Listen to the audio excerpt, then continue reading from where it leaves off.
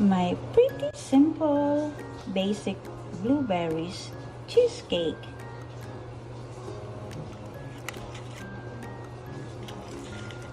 There you go, guys. My yogurt blueberries cheesecake.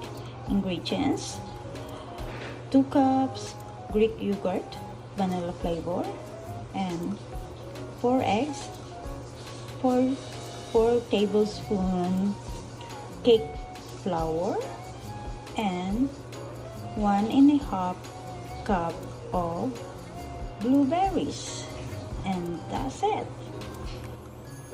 It's yummy, yummy. And I forgot 2 teaspoons vanilla extract. So simple yogurt blueberries